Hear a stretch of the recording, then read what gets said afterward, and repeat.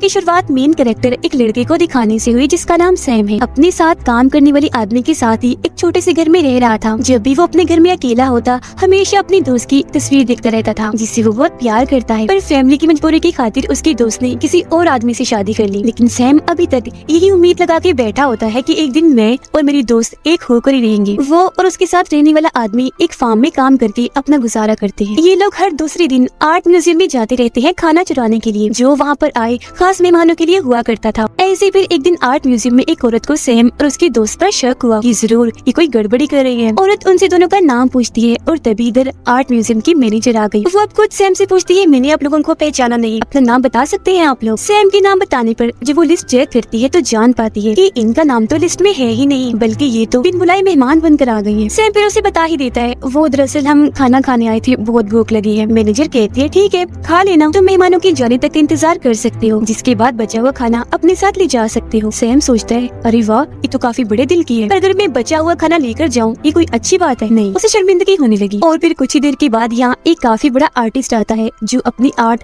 कला की वजह से काफी मशहूर था, क्योंकि जो कुछ भी दुनिया में चल रहा होता है उसकी पेंटिंग्स बनाकर अपनी कला के जरिए वो सबके सामने पेश करता है। उसकी एक एक पेंटिंग 10 लाख डॉलर से भी कई गुना ज्यादा महंगी बिकती थी। इधर आर्टिस्ट को सैम के बारे में पता चलता है और ये भी कि वो काफी गरीब आदमी है और सीरिया मुल्क से यहाँ आकर रह रहा है, वो भी बिना पासपोर्ट के। इस बात से आर्टिस्ट सैम में दिलचस्पी लेने लगा। शाम होते ही उसे एक बार में लेकर जाता है और बताता है कि मैं तुम जैसे ही लोगों पर एक पेंटिंग बनाना चाहता हूँ, यानी ऐसे लोग जो अपने मुल्क से दूसरे मुल्कों में जाते हैं और वहाँ उन्हें कितनी मुश्किलात का सामना करना पड़ता है। उसके जरिए मैं दुनिया को ये दिखाना चाहता हूँ कि तुम जैसे लोगों को पासपोर्ट पाने में कितनी मुश्किलें आती है। अब सैम उसे यहाँ अपनी ख्वाहिश बताता है कि मैं बेल्जियम जाना चाहता हूँ क्योंकि मेरी दोस्त अपने हस्बैंड के साथ वही रहने गई है। आर्टिस्ट बोला, और तुम्हारी यही मजबूरी मुझे मेरे मकसद में कामयाब करेगी। सैम हैरान होकर बोला कि सर आखिर आप मुझसे चाहते क्या हैं? तब आर्टिस्ट उसे बता ही देता है कि मैं तुम्हारी पीठ पर एक टैटू बनाना चाहता हूँ और इसी से मुताल्लिक मेरी सारी सोच है। खैर काम खत्म करने के बाद सैम जब घर जाता है तो काफी खुश लग रहा था, क्योंकि आज वो लंबे अरसे के बाद अपने दोस्त अबीर से वीडियो कॉल पर बात कर रहा था। दोनों एक दूसरे को देखकर काफी खुश थे। सैम उसे अपने साथ चलने का कहता है कि मेरे पास आओ, शादी कर लेंगी, बहुत खुश रहेंगी, तुम्हारी खातिर मैं कुछ भी कर सकता हूँ। अबीर जवाब देती है, ठीक है मैं आ तो जाऊंगी, पर फिलहाल अपने लिए अच्छी नौकरी ढूंढ रही हूँ, जो मिलते ही फौरन आ जाऊंगी, पर तब तक तो मुझे अपने हस्बैंड के साथ ही रहना पड़ेगा। जो सुनकर सैम काफी दुखी हो जाता है, क्योंकि वो सोच रहा था कि इसका मतलब अबीर कुछ और अरसा अपने हस्बैंड के साथ रहेगी। तभी उसका हस्बैंड वहाँ आ ही गया, जिसे देखकर फौरन अबीर वीडियो कॉल बंद कर देती है। ये चीज तो सैम को इतनी बुरी लगी कि अब वो बेल्जियम जाने का अटल फैसला कर लेता है, क्योंकि मजीद वो ये सब बर्दाश्त नहीं कर सकता था। पर बेल्जियम जाने का उसके पास एक ही रास्ता, उसे आर्टिस्ट के लिए काम करना पड़ेगा। और अब वो उस जगह जाता है जहाँ उसकी पीठ पर टैटू बनाना था। वहाँ वो आर्टिस्ट के वकील से बात करता है, जो बता रहा था कि सैम हम तुमसे एक एग्रीमेंट समझौते पर साइन करवाएंगे, जिसके बाद तुम्हें अपने जिस्म की जिल्द हमें बेचनी होगी, काट कर नहीं, बस साइन करने के बाद वो हमारी मिल्कियत बन जाएगी, जिस पर हम कुछ भी कर सकते हैं, कैसे भी उसे इस्तेमाल कर सकते हैं, और इसके बदले में तुम्हें लाखों डॉलर्स मिलेंगे। अब उसकी बात सुनकर बिना सोचे समझे ही सैम एग्रीमेंट पर साइन कर देता है, और उसे इस बात का अंदाजा नहीं था कि उसका ये एक साइन अब उसकी पूरी जिंदगी बदलने वाला है। इसके बाद आर्टिस्ट अपने काम पर लग गया। वो सैम की पीठ पर एक टैटू बना देता है जो एक वीजा का था, एक ऐसा वीजा जिसकी मदद से कुछ मुल्कों में आसानी से जाया जा सकता है, क्योंकि वो दिखाना चाहता था कि वीजा पाना कितना मुश्किल होता है, तो मजबूरन लोगों को छुप कर जाना पड़ता है, जो चीज ये टैटू साफ साफ जाहिर कर रहा था। टैटू पूरा बनाने के बाद आर्टिस्ट सैम को बताता है कि मैंने तुम्हारी पीठ पर अपनी एक जिंदा कला बना दी है जो सारे हदों को पार कर देगा, मुझे बहुत अच्छी उम्मीद है। वो फिर सैम को एक पासपोर्ट और वीजा देता है ताकि वो किसी भी मुल्क में उसे ले जाकर अपनी कला की नुमाइश सबको दिखा सके। इस बात से खुद सैम भी काफी खुश था। फिर अगले दिन सैम और आर्ट म्यूजियम के मैनेजर प्लेन में बैठे होते हैं, क्योंकि वो बेल्जियम जा रहे थे। वो ये सोचकर इतना खुश हो जाता है कि चलो शुक्र है कि मुझे अबीर से मिलने का मौका तो मिल ही गया। बेल्जियम के होटल आकर वो अबीर को काफी बार फोन करता है। कई सारी कॉल्स के बाद वो उसकी वीडियो कॉल उठा ही लेती है। सैम साफ साफ देख पा रहा था कि अबीर का मूड काफी खराब है। वो कहता है, अबीर मैं तुमसे मिलना चाहता हूँ, बेल्जियम हूँ मैं भी। पर उनकी बात अधूरी रह गई, क्योंकि कॉल के बीच में अबीर का हस्बैंड आ जाता है और सैम को कहता है, सैम तुम बेल्जियम आए हुए हो तो हमारे मेहमान भी हो, खाने के लिए हमारे घर आ जाना, हम तुम्हारा काफी अच्छे से वेलकम करेंगे। खैर इसके बाद सैम की टैटू की तस्वीरें बनाई जाती है। वो इस फोटोशूट से खुश नहीं था, उसे ऐसे ही शर्ट उतार के बैठना अच्छा नहीं लग रहा था। हालात को ठीक करने के लिए वो लोगों से बात भी करता है, पर कोई फायदा नहीं हुआ। शूट के बाद मैनेजर उसे एक फोन देकर कहती है, अपनी मॉम को कॉल कर लेना, काफी फिक्रमंद हो रही होंगी वो तुम्हारे लिए। फिर अब सैम की पीठ पर बना हुआ टैटू पूरी दुनिया को हिला कर रख देता है। हर जगह उसकी और उसके टैटू की ही बातें चल रही थी। वो खुद भी जब बाहर आता है तो हर बोर्ड पर अपने टैटू की ही तस्वीरें पाता है। अब वो मशहूर तो हो गया था, पर शूट के दौरान उसे बहुत सारी मुश्किलात का सामना था, क्योंकि बार बार तैयार करके घंटों तक उसे बिठा कर रखा जाता था, क्योंकि लाखों लोग उसे देखने जो आते थे। और तो और इस दौरान अगर वो अपने किसी फ्रेंड से बात भी कर ली, ये थोड़ा सा हिल भी जाए तो डांट पड़ती थी। वो बेचारा अब यही सोच सोच के ही परेशान रहने लगा, अरे ये क्या है, क्या मेरी कोई अहमियत नहीं, मेरा बस टैटू ही है, कि मेरा खुद का कोई वजूद नहीं है, इस पर मेरा कोई हक नहीं है। और इसके बाद वो अपने बेड पर आकर अपनी पुरानी जिंदगी को याद करने लगा। 1 साल पहले जब सीरिया में जंग चल रही थी तो हालात काफी खराब थे, पर जंग के इस माहौल में भी सैम अपने दोस्त अबीर की वजह से काफी खुश था। एक दिन वो दोनों बस में मिले।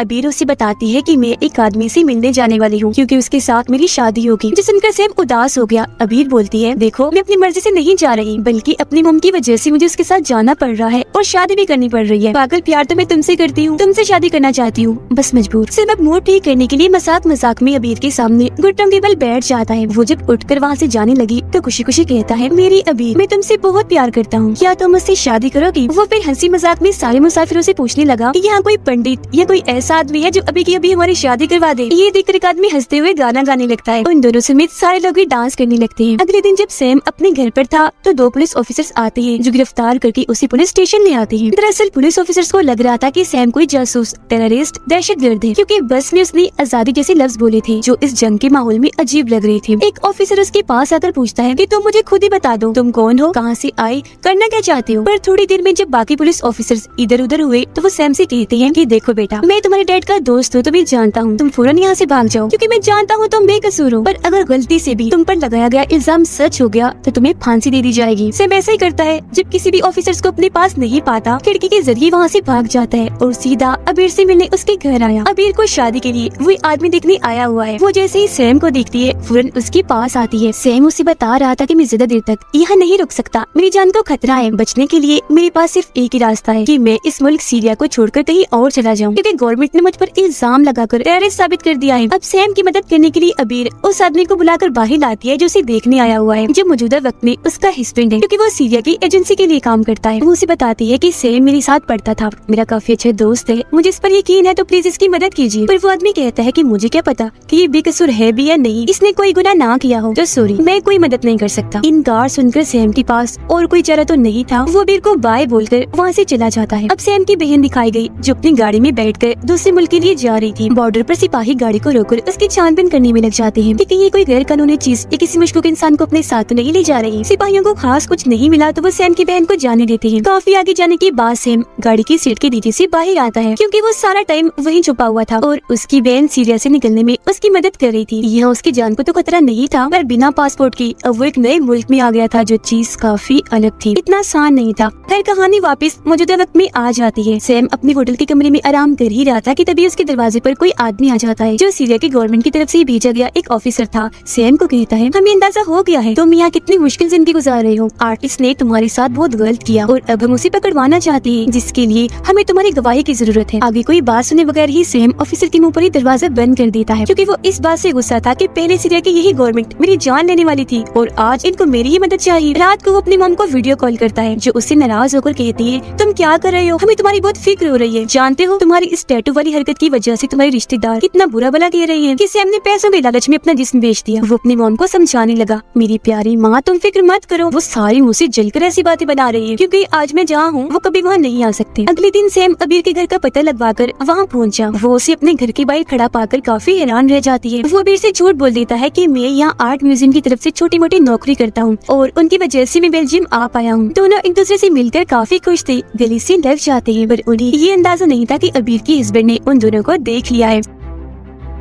अब अगले दिन अबीर का हस्बैंड उसे आर्ट म्यूजियम में लाता है ताकि वो ये बात साबित कर सके कि सैम ने अपनी नौकरी को लेकर उसे झूठ बोला है। सच्चाई अबीर को जब पता चलती है तो वो घबरा गई। सैम के लिए उसे फिक्र हो रही थी। अबीर का हस्बैंड सैम के साथ बदतमीजी करने लगा, उनकी लड़ाई हो जाती है। गुस्से में उसका हस्बैंड काफी महंगी पेंटिंग तोड़ देता है तो उसे गिरफ्तार कर लिया जाता है, जबकि सैम को तो आर्टिस्ट के वकील ने ही बचा लिया था। इसी रात अबीर सैम के पास उसके कमरे में आई और आज जो हुआ उस बारे में बात करने लगी। तभी अबीर के पास उसके हस्बैंड की कॉल आती है, क्योंकि उसने जबरदस्ती अबीर को सैम के पास भेजा ताकि वो सैम से बात करे और उसके हस्बैंड को पुलिस छोड़ दे। ये चीज जैसे सैम को पता चली, वो अबीर को कहता है कि कानून मेरे हाथ में नहीं है, तो इस बारे में मैं कुछ नहीं कर सकता। अब उसमें इंसानियत इतनी ज्यादा थी कि अबीर के हस्बैंड की मदद करने के लिए वो अपने आर्ट म्यूजियम के लोगों को धमकाता है कि अगर उसे जैसे ना निकाला गया तो मैं सीरियस से हाथ मिला लूंगा, आर्टिस्ट के खिलाफ गवाही दूंगा, तब उसे पक्का कोई बड़ी सजा होकर ही रहेगी। उसकी ये बात सुनकर अब ना चाहते हुए भी अबीर के हस्बैंड को जेल से छुड़वा लिया जाता है। वो खुद भी यहाँ से भागना चाहता है क्योंकि तंग आ गया था। आर्टिस्ट की बनाई हुई कोई चीज बनकर वो रहना अब नहीं चाहता था, तो ये बहाना लगाता है कि मेरी मोम की तबीयत बहुत खराब है, मुझे उनको पूछने जाना है। पर मैनेजर समझ जाती है कि नहीं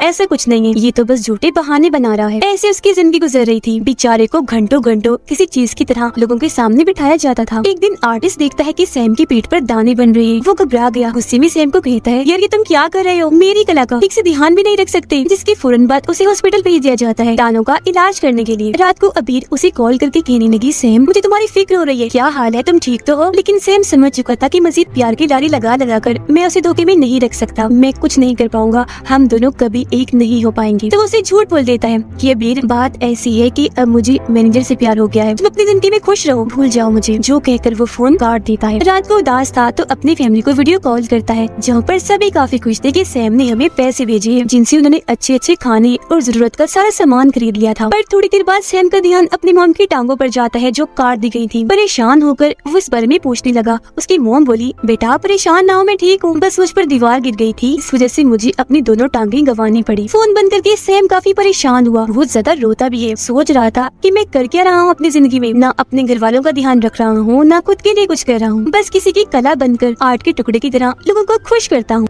अगले दिन उस बेचारे को पता चलता है कि मुझे एक अमीर आदमी ने $10 मिलियन पे खरीद लिया है। रिपोर्टर उनसे पूछता है कि आखिर आप किसी इंसान पर बनी अपनी कला को कैसे बेच सकते हैं, क्या ये मुमकिन है? जिसका जवाब देने के लिए मैनेजर आगे आई कहती है, हमने अपनी कला में कानून का इस्तेमाल भी किया हुआ है, तो हम किसी भी इंसान को बेच भी सकते हैं, खरीद भी सकते हैं, इसके लिए हमने बहुत काम किया है। इसके बाद हमें 9 महीने बाद की कहानी दिखाई जाती है। सैम की नीलामी की जा रही थी, उसे खरीदने के लिए लोग एक दूसरे से बढ़ चढ़ के उसकी बोली लगा रहे थे। पर अचानक ही सैम को कुछ हुआ, सभी आए लोगों को वो गालियाँ देने लगता है। कान से ईयरफोन निकाल कर जैसे सबको दिखाता है, सभी वहाँ से भागने लगते हैं। वहाँ भगदड़ मच गई क्योंकि सबको लग रहा था कि ये कोई बॉम्ब की पिन है। ऐसा करके वो बहुत ही ज्यादा हंसने लगता है, पर आखिर में बेचारे को जेल हो जाती है। हालात की वजह से वो इतना तंग आ गया था कि जब वकील उसे बात करने आया तो वो ये कहकर मना कर देता है कि मैं नहीं आ रहा बाहर, मुझे यहीं रहने दो। पर जब वो देखता है कि अबीर भी आई है तो बाहर आ ही जाता है। अबीर वकील की कही सारी बातें उसे समझाती है और बताती है कि मैंने अपने हस्बैंड को छोड़ दिया है और अब मैं हमेशा तुम्हारे साथ ही रहना चाहती हूँ। काफी वक्त वो फिर साथ गुजारते हैं, इस बारे में सोच रहे थे कि अब आगे क्या करना चाहिए। फिर अदालत में सब लोग आ गए। सैम का वकील उसके लिए जमानत मांगने लगता है। हालांकि सैम खुद इस बात से खुश नहीं होता, पर जो बात जज अब बताता है वो सुनकर सब हैरान रह जाते हैं। वो सैम को कहता है कि अब तुम्हारा वीजा खत्म हो गया है तो तुम्हें वापस सीरिया भेज दिया जाएगा। इस बारे में कोई कुछ नहीं कर सकता क्योंकि यही हमारा कानून है और कानून को कोई नहीं बदल सकता। बाहर जब वो आए तो रिपोर्टर्स चारों तरफ से सैम को घेर कर पूछते हैं कि आप घबरा नहीं रहे, आपको डर नहीं लग रहा, क्योंकि इस वक्त आपकी कीमत तो लाखों डॉलर्स में है। पर सैम बस एक ही जवाब देता है कि मेरे पास इन सवालों के कोई जवाब नहीं, मैं तो बस इस बात से खुश हूँ कि अब मैं वापस अपने घर जा पाऊंगा। अब कुछ हफ्तों के बाद मैनेजर अपने लैपटॉप पर एक वीडियो देख रही थी। सैम सीरिया पहुँच तो गया पर वहाँ के टेररिस्ट ने उसे जान से मार डाला और तो और उसकी टैटू वाली जिल्द निकाल कर